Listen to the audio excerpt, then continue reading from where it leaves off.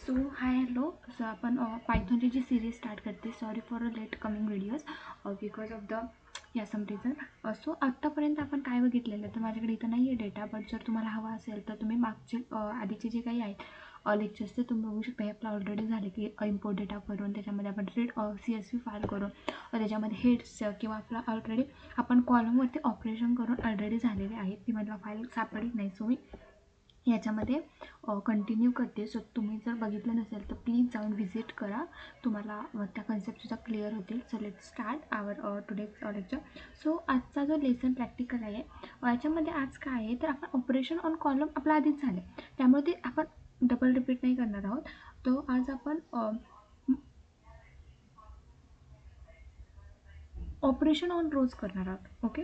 So आता आज आपण फर्स्ट मी सांगते तुम्हाला की आज आपण काय काय शिकणार आहोत. तर first one data frame create करायला शिकणार आहोत.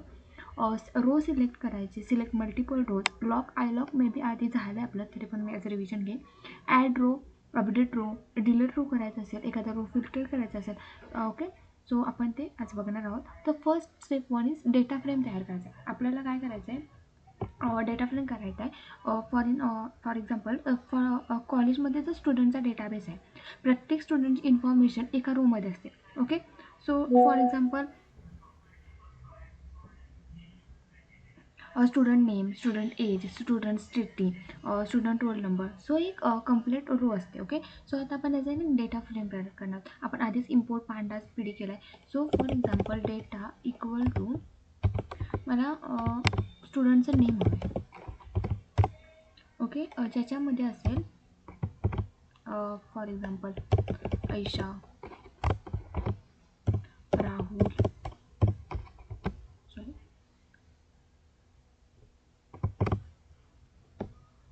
राहुल, प्रिया. ओके. सो हे झाले स्टुडंटचे नेम्स. आपल्या डेटाबेसमध्ये जे काही स्टुडंट्स आहेत त्याचे काय झाले, नेम्स झाले. अजून आपण ॲड करू शकतो. फॉर एक्झाम्पल अमित, म्हणजे जर जास्त डेटा असेल तर तुम्हाला समजायला लगेच आहे. सो मी ह्या नेमच्या कॉलममध्ये हे सगळं घेतलं. आता मला नेक्स्ट कॉलम हवा आहे, तो म्हणजे मला हवा आहे ते म्हणजे एज. ओके. फॉर एक्झाम्पल मी घेतलं एज इक्वल टू 20, 21, 23, 20, 22. आपण किती ॲड केले, 4 केले ना. सो एक एज एक्स्ट्रा टाकलं. ओके. सो हे झालं आपलं एजचा कॉलम. देन मी ॲड केलं की मला सिटी हवं आहे.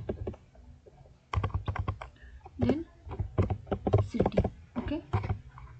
सो सिटीमध्ये मी फॉर एक्झाम्पल करू शकते Pune, Nashik,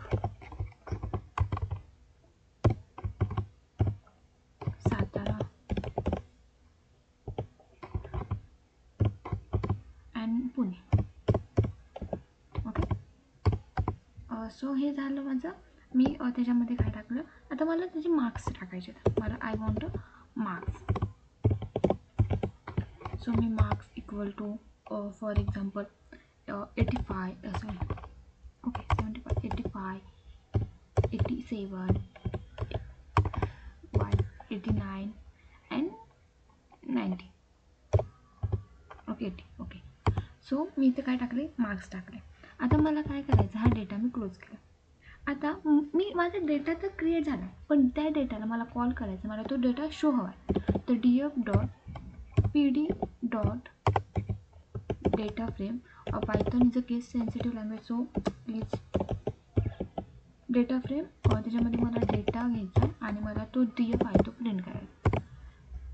for example Canva to send to return may be equal to sorry,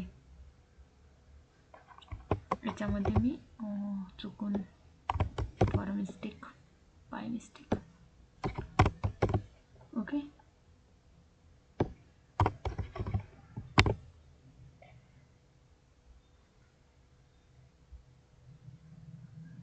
sorry, काय झालं, मी वरचा कॉलमच रन नाही केला. मी असाच डेटा घेतला अँड सेल रन नाही केली. So 2 minute.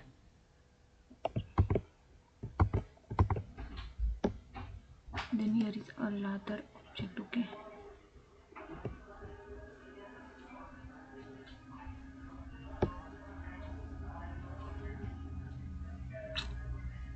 what is an issue?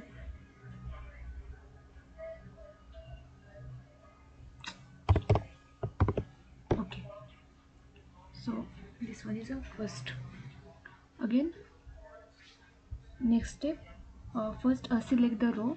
I already select df.log. Okay, so here is a first row. Name, age, city, marks. Okay, and names is 0, or data type is object. Okay, or data type is our object. So this is a selecting a first row. Okay, so means index 0 असलेली row आपल्याला इथं आपण show केली. For example मला index 3 असलेली row हवी, तर कोणती येईल? Amit 20, Pune 80. So DF log for example आपल्याला रो ती मिळून जाईल. आता मला फॉर मल्टिपल रोज सिलेक्ट करायचे आहेत. मला 0 to 2 जी आहे ती रोज सिलेक्ट करायची, म्हणजे 0 indexing, 1 row indexing and 2 indexing मला शो व्हायची. Okay, python is for indexing starting from 0. So आपल्याला 2 म्हटलं की आपल्याला ते 0 स्टार्ट होणार आहे. ओके, आणि 0, 1, 2 आपल्याला घेऊ भेटणार आहे. ओके, आता आपल्याला काय करायचं आहे? मला पोझिशन वापरून रो सिलेक्ट करायचे. For example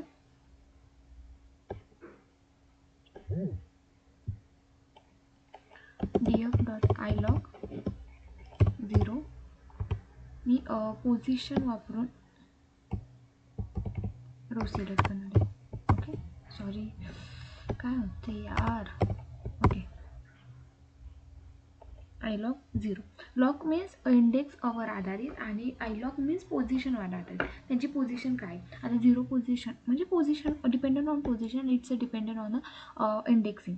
okay, so suppose iloc 2 जर घेतला आपण तर आपल्याला प्रियाची भेटणार, आणि इथं जर आपण आयलॉग 2 घेतला आपल्याला कोणती भेटते? प्रियाच भेटणार. Okay, so there is a lots of difference, but या.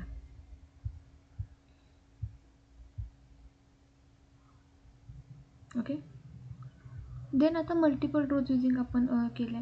आयलॉगमध्ये पण आपण मल्टिपल रोज युजिंग करू शकतो from 0 to 2. Okay, so Ayesha, Rahul. लॉगमध्ये सुद्धा आपण मल्टिपल रोज सिलेक्ट करू. ओके,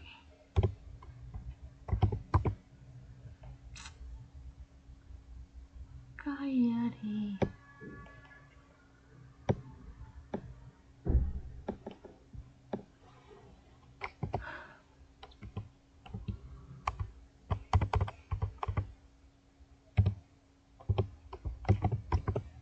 बघितलं इथं आपल्याला 3 रोज भेटल्या, बट इथं आपल्याला पोझिशन वाईज 2 रोज भेटल्या. This are the difference between the loc and I log.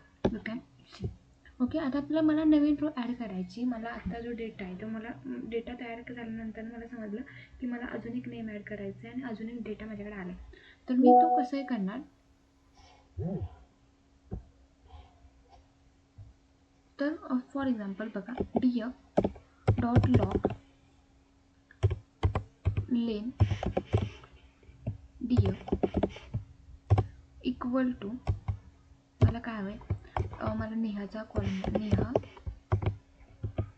21, तिची सिटी आहे मुंबई अँड मार्क्स आहेत 91, आणि मला हा कॉलम प्रिंट करायचा आहे.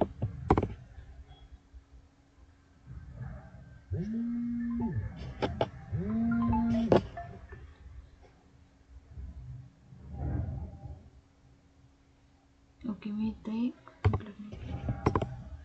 ओके, सो माझा इथं काय झाला? न्यू कॉलम ॲड झाला.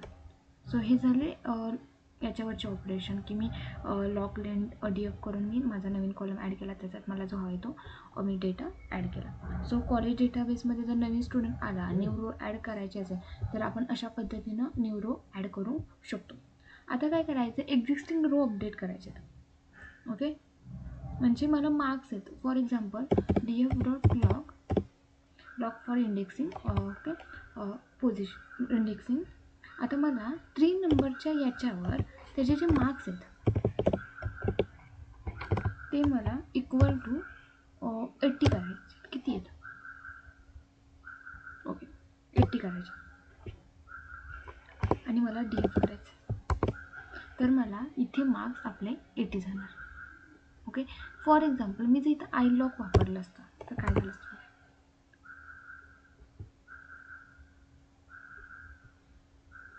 तर आय लॉक नाही येतो इथे. ओके सो आपल्या इथं काय झालं, एक न्यू रो च्या म्हणजे एका रोजमध्ये त्याचे जे आधीचे मार्क्स होते ते अपडेट झाले आणि 80 झाले. ओके तो आता पूर्ण रो अपडेट करायची. तर मी df.log 3 मध्ये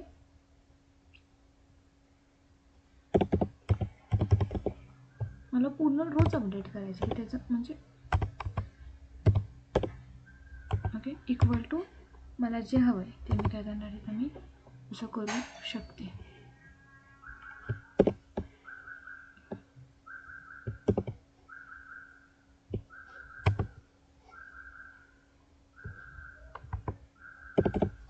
आणि याच्या जागी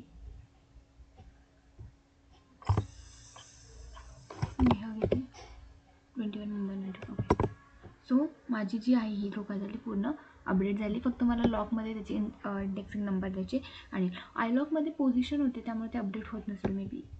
ओके रो डिलीट करायची मीन्स आपल्याला माहिती आहे DF इक्वल टू DF.drop आपण यूज करू शकतो. आणि कोणतं हे करायचे सॉरी काय होतं काय माहीत. Okay DF equal to DF.drop 1 करून मला DF करायचं. ओके काय आहे यार.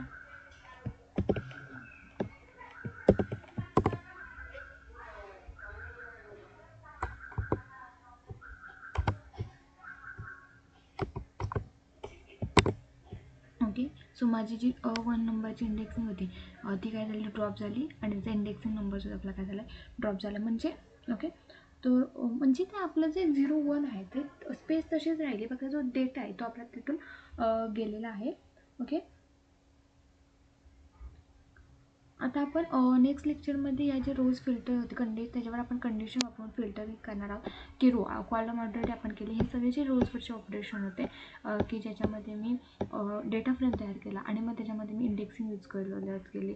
ओके सो हे मी ॲड केलं डेटा ॲड केला पूर्ण रो ॲड केला व एखादा रो ड्रॉप केला एखादी व्हॅल्यू अपडेट केली एखादी ऑल रो अपडेट केली. So it's today's part. So please आवडलं असेल तर लाईक करा शेअर करा आणि सबस्क्राईब करा आपल्या यूट्यूब चॅनलला. अशाच न्यू चॅप्टरसाठी माझ्या जर्नीमध्ये जॉईन व्हा. That's it for today. Thank you.